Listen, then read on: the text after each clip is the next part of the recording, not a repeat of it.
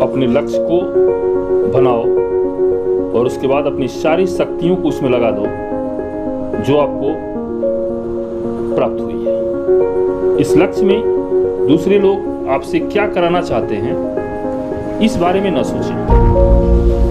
लक्ष्य बनाएं तो सिर्फ अपने लिए बनाएं। अगर आप अपना लक्ष्य अपने लिए ही बनाए हैं, अपनी जिंदगी संवारने के लिए ही बनाए हैं, तो आपको लक्ष्य प्राप्त करने की संभावना काफी बढ़ जाती है। अगर आप अपने लक्ष्य बना लिए, चाहे वो कोई भी क्षेत्र हो, और आप बीच में रुक गए तो आप उसे पा नहीं सकेंगे।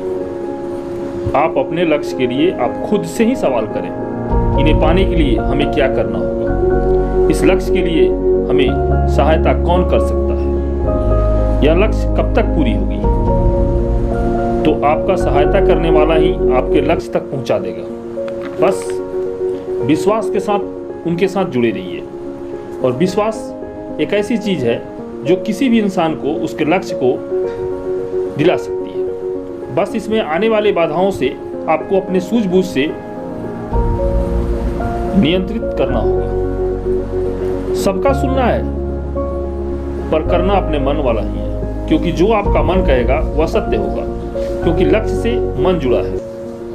हमने बहुत से लोगों को देखा है कि लक्ष्य का निर्धारण तो किए, पर साल दर साल गुजर जाने के बाद वे आज भी वही हैं जहां से चले थे, क्योंकि उनको दिग्भ्रमित करने वाले लोग बहुत सारे मिल गए जिनके पास ज्ञान का अभाव था। वे उन पर विश्वास कर उनकी बातों को मानते गए और ज्यों का त्यों बनकर रह गए। इसलिए कभी भी लक्ष्य अगर आपकी ऊंची है तो वैसे लोगों के संपर्क में रहें जिनका लक्ष्य आपके लक्ष्य से आगे हो और वो उस लक्ष्य के रास्ते को बहुत अच्छी तरीका से जानते हैं। जब तक आप अपने से अधिक लक्ष्य वालों के साथ नहीं रहेंगे तब तक आप कभी भी अपने लक्ष्य को प्राप्त नहीं कर सकते। जिन्होंने कुछ कर दिखाने या कुछ कर बनने की मन में ठान ली हो तो वे किसी का नहीं सुनते जब तक उनका अपना लक्ष्य नहीं मिल जाता है। आप अपने लक्ष्य को पाने के लिए थोड़े से भी साधनों से प्राप्त कर सकते हैं, बस केवल आप में कर देने की जुनून होनी चाहिए। जिसके मन में कुछ कर गुजरने की आग होती है वह दूसरी चीजों को इतना महत्व नहीं देता। एक बार की बात है कि दो युवक थे, दोनों को अपनी नौकरी के लिए इंटरव्यू देने के लिए जाना था। जाने के बीच में एक नदी पड़ रही थी, वो नदी को पार करना था। दोनों ही नदी के किनारे पहुंच गए, पर नदी को पार करने के लिए कोई साधन मौजूद नहीं था। दोनों ही नौकरी के लिए इतने बेचैन थे जिसका कोई हिसाब नहीं था। परंतु उसमें से जो पहला था वो सोचने लगा अब नौकरी लग रहा कि नहीं मिलेगी, क्योंकि नदी पार करने की कोई साधन ही मौजूद नहीं है। परंतु दूसरा सोचा कि चाहे जो हो जाए मुझे नौकरी हासिल करनी है तो करनी ही है। पहला निराश होकर बेचारा घर चला गया।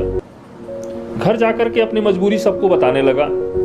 सारे लोग उनको सहानुभूति पूर्वक समझाने लगे, जाने दो, इसके बाद अगला देखा जाएगा, फिर अगला देखा जाएगा, और सहानुभूति लेकर वो चुपचाप बैठ गया। परंतु दूसरा साधन खोजने के लिए व्यस्त हो गया और उसके चेहरे पर निराशा नहीं थी, आंखों में संघर्ष की चमक थी। वो जंगल में गया, लकड़ी को काटा और उस लकड़ी को नदी किनारे पे ला करके और उससे चिपक गया और हाथों में लट्ठे लेकर के खोने लगा और उस पर जाकर अपने लक्ष्य को प्राप्त किया।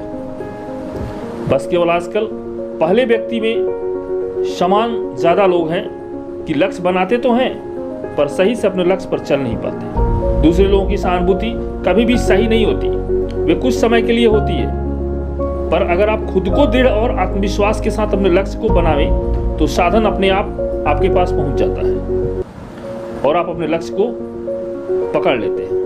क्योंकि जो जाग गया वह समझ गया कि मैं इस संसार में कुछ करने के लिए आया हूं, और जो नहीं जागा उनका जन्म इस संसार में कीट पतंगों की तरह हो जाता है। बस आप अपने लक्ष्य का निर्धारण कर अपने आप में विश्वास लाकर अपने से आगे लक्ष्य वाले व्यक्ति के साथ संपर्क कर उनसे आगे जाने की भी सोच सकते हैं और अपने लक्ष्य को आगे बढ़ा सकते हैं। लेकिन अगर आप आगे पीछे सोचकर जब लक्ष्य बनाएंगे लोगों की सोच को लेकर लक्ष्य बनाएंगे, लोगों की मानसिकता के साथ अपने लक्ष्य को बनाएंगे, तो कभी भी आप कामयाब नहीं बन पाएंगे। इसलिए जब भी लक्ष्य को बनाइए तो पीछे मुड़कर मत देखिए, आगे बढ़ते रहिए जब तक आपका लक्ष्य प्राप्त न हो।